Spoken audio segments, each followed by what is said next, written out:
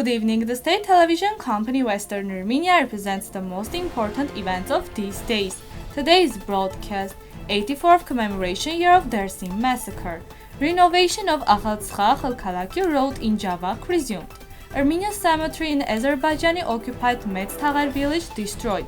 Minor earthquake detected in Armenia. Aliev keeps lying to refugees for 30 years. Another Turkish fiction. Armenians are blamed for setting fire to Izmir.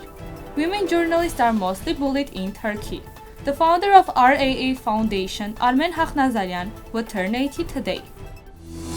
84 years have passed after Tertele, the massacre of 1937 to 1938, committed in Dersim province, Western Armenia. According to inhabitants, the Tertele of Dersim was not an ordinary massacre. 16,000 people were killed based on the official data. 72,000 people were killed based on non-official data. Thousands of people were exiled. Children, especially girls, were adopted and taken away from their families. The massacre aimed to destroy Dersim's unique lifestyle, political and cultural identity. The process of Dersim massacre started on May 4, 1937, with the report on the Funchal province on December 25, 1935, and was turned into a military action qualified as a measure of sanctions and prevention based on the decision of the Council of Ministers on May 4, 1937. The military actions of Dersim were not limited only with human killings. The geographical resources, sanctuaries, and residences of Dersim were also bombed and burned. Numerous women were raped. Hundreds of women and girls escaped from raping, preferred to die jumping into the waters of Munzur. 84 years have passed from the happened, and the Dersim people claim that the state should satisfy demands, some of which are the following: to accept May 4 as Dersim 38 Tertele Day, to open archives so that the state will face the massacres, to return former name of Dersim, to apologize to Dersim people. The repair works of Akhaltsikhe-Akhalkalaki roads have resumed yesterday. Jnews.ge website reports. Road Construction Department No. 1 company has resumed the repair works of the mentioned road. According to the company, the work started by the site of Akhaltsikhe will continue to rise in Akhalkalaki until the part called Vstrecha. Mayor Yuri Kunanyan spoke with the governor of Samskhe Javakhk to resume the works from the city. It should be reminded that the reconstruction of the Akhaltsikhe-Akhalkalaki road started in the second half of September. A total of 7 kilometers of the road from the Gorkhit-Skari bridge needs to be repaired. An Armenian cemetery in the village of Medstar in Artsakh's Azerbaijani-occupied Hadrut region has been destroyed. The Caucasus Heritage Watch alerts. The cemetery was founded in the early 19th century and was in use when Armenians evacuated the village in 2020. Satellite imagery shows its complete destruction. The statement reads: a magnitude 2.3 earthquake occurred 40 kilometers northwest from the village of Yelpin in the Vyazor province at 9:56 on May 5. The Seismic Protection Regional Service Seismological Network reported via Armen press. The quake was recorded at 10 kilometers deep. The earthquake measured MSK3 at the epicenter and was felt at an intensity of MSK2 to 3 in the villages of Zangakatun, Tigranashen, and Barur Sevak of the Ararat province. Azerbaijani refugees in the 1990s complain that state officials have forgotten about them. In fact, Azerbaijan has no refugees because all of them immediately got Azerbaijani citizenship, and many of them settled in the homes of deported Armenians who escaped the massacres. During many years of the negotiation process, the leader of Azerbaijan, Ilham Aliev, insisted that the Azeri refugees who had left Karabakh during the First War in the 1990s return home to Artsakh. But Azerbaijani officials completely forgot about them after last year's war. The refugees have been living in inhumane conditions in Azerbaijan all these years, waiting for more than 30 years. Aliev decided that the apartments for the Azeris deported from Artsakh would now be provided to the families of the martyrs. Of course, satisfying their dictatorial aspirations, the authorities became ill with dementia, forgetting about the existence of these refugees.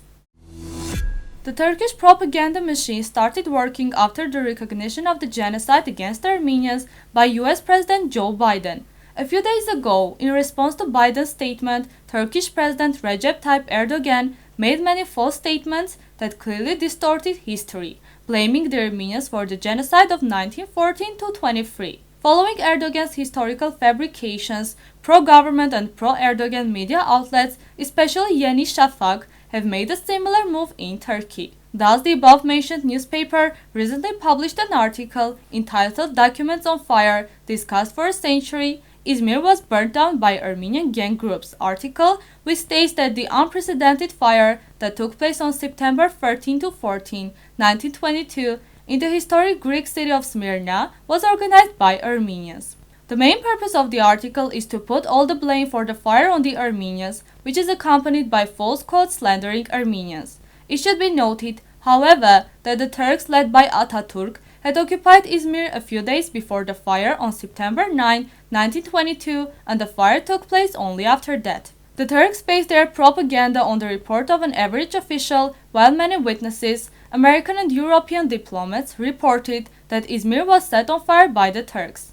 American writer Giles Milton, in his Lost Paradise Smyrna 1922, based on a number of memories, he writes that during the massacres carried out in parallel with the fire, the Turks raped the girls, then cut off their breasts, surrounded thousands and starved them to death, and the Turkish military band constantly played to cut off the cries of the people.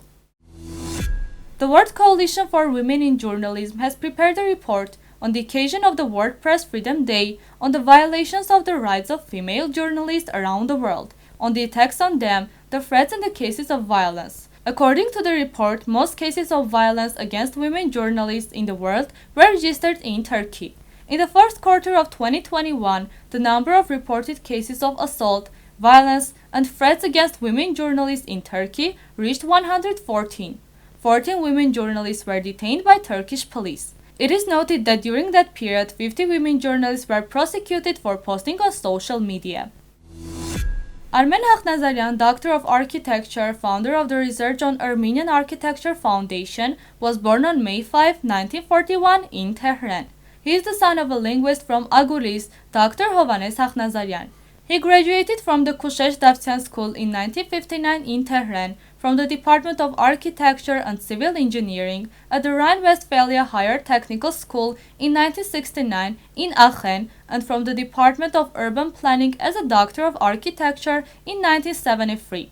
He started his research activity in 1968, measuring the monastery of St. Thaddeus in the province of Artas. He carried out 6 scientific expeditions to western Armenia, each lasting about 2 months in the 1970s.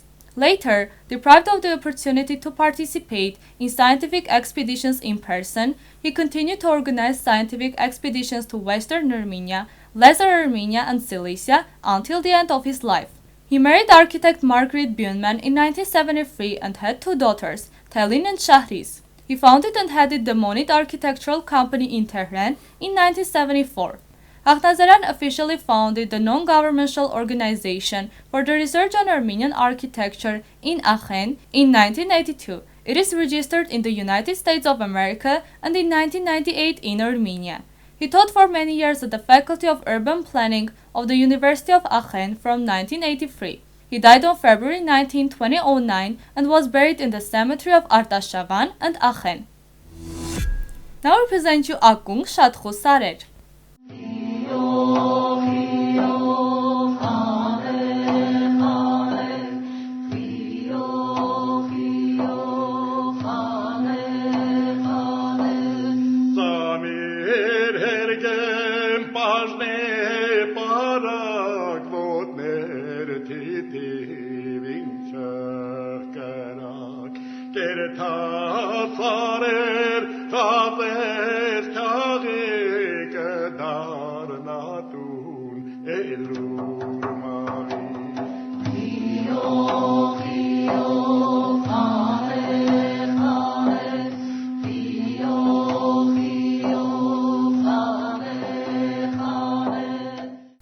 The full version is available on the official website of Western Armenia TV. This was all for today. Goodbye.